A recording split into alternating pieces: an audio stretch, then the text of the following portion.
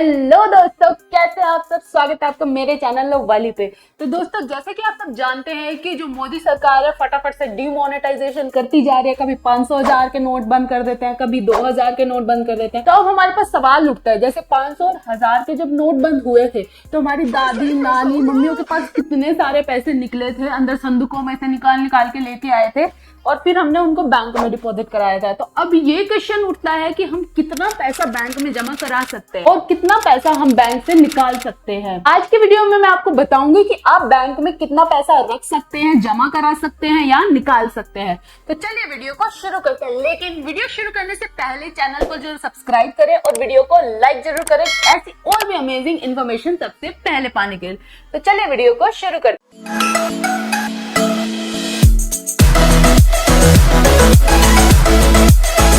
तो दोस्तों, हमारे पास दो तरह के अकाउंट होते हैं, एक होता है सेविंग अकाउंट और एक होता है करंट अकाउंट। सेविंग अकाउंट क्या होता है?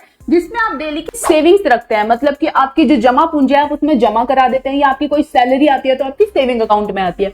दूसरा होता है करंट अकाउंट, जो अगर आपका कोई दुकान है या बिजनेस है या आपकी कंपनी है, उसको चलाने के लिए, उसके डेली लेन देन के लिए जो अकाउंट यूज होता है उसे हम करंट अकाउंट बोलते हैं। तो सेविंग अकाउंट में आप कितने पैसे जमा कर सकते हैं और करंट में कितने पैसे जमा कर सकते हैं? तो सेविंग अकाउंट में आप डिपॉजिट कर सकते हैं 10 लाख और करंट अकाउंट में कर सकते हैं 50 लाख पूरे साल भर में। साल भर का मतलब क्या है यहाँ पे? Financial year. फाइनेंशियल ईयर क्या होता है?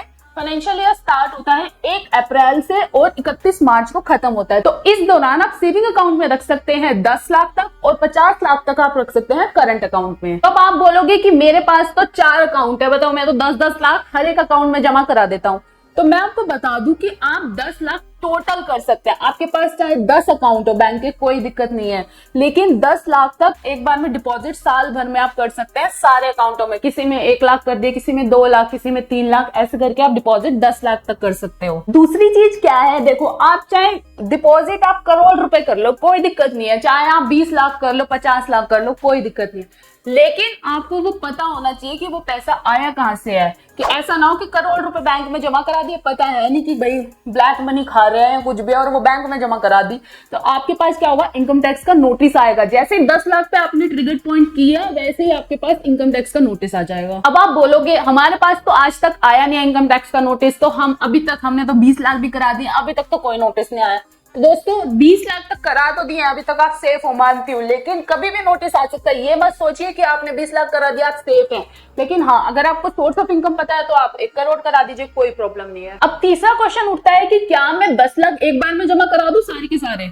नहीं, आपको एक बार में सिर्फ 2 लाख रुपए तक ही जमा कराने हैं। अगर आपको इनकम टैक्स से सेफ रहना है तो आप सिर्फ 2 लाख रुपए तक ही एक बार में जमा कराएं, उससे ज्यादा मत कराएं। अब चलते हैं, देखो अगर आपने 20 लाख रुपए जमा करा दिए एक साल में, लेकिन आपको पता भी नहीं है, ना ही आपके पास सोर्स है कि कहां से आए हैं पैसे, ना ही आपके पास सोर्स है, और इनकम टैक्स का नोटिस भी आ गया आपके पास, फिर भी आपको नहीं पता कि पैसे कहां से आए, तो आपके ऊपर 60% से लेके 400% तक की पेनल्टी लग सकती है, जो भी आपकी ट्रांजैक्शन अमाउंट है उसका। तो अब चलते हैं कि हम पैसा निकाल कितना सकते हैं, कैश विड्रॉ कितना कर सकते हैं। तो वही है कि 10 लाख तक साल भर में आप कितना भी कैश निकालो, 10 लाख रुपए तक कोई दिक्कत नहीं है, कोई नोटिस नहीं आएगा। लेकिन वही है, सिंगल ट्रांजैक्शन में आपको 2 लाख से ऊपर नहीं जाना है अगर आपको इनकम टैक्स के नोटिस से बचना है तो। अब चलो ये तो ठीक है कि हम 10 लाख तक कोई नोटिस नहीं आएगा। अब दूसरा सिनेरियो क्या आता है कि आपको 20 लाख से अगर ज्यादा आपने विड्रॉ कर लिया है तो आपके ऊपर बैंक भी टीडीएस काट के देगा। अब ये टीडीएस क्या होता है?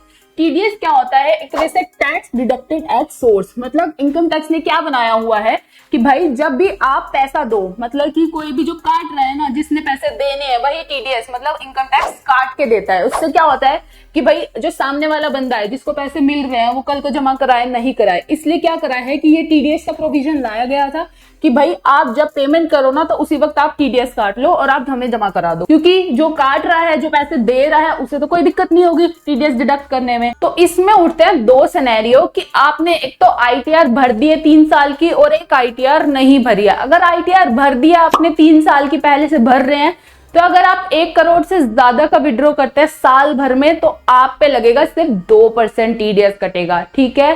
अगर आप करते हैं 20 लाख से ज्यादा का तो आप पे 2% लगेगा अगर आप ITR नहीं भरते हैं, और 1 करोड़ से ज्यादा का करते हैं तो आप पे 5% का TDS काट के देगा बैंक। तो दोस्तों यही था कैश डिपॉजिट और कैश विड्रॉल, मतलब आप जमा कितना करा सकते हो और विड्रॉ कितना कर सकते हो अपने बैंक अकाउंट में। तो अब आपको समझ आ गया होगा कि आप बैंक अकाउंट में पैसे कैसे जमा करें और कितने जमा करें और बैंक से कितने पैसे निकालें। तो सोच समझ के अपने बैंक में ट्रांजैक्शन करना। वीडियो अच्छी लगी तो वीडियो को लाइक जरूर करना और चैनल को सब्सक्राइब कर लेना ऐसी और अमेजिंग इंफॉर्मेशन सबसे पहले पाने के लिए।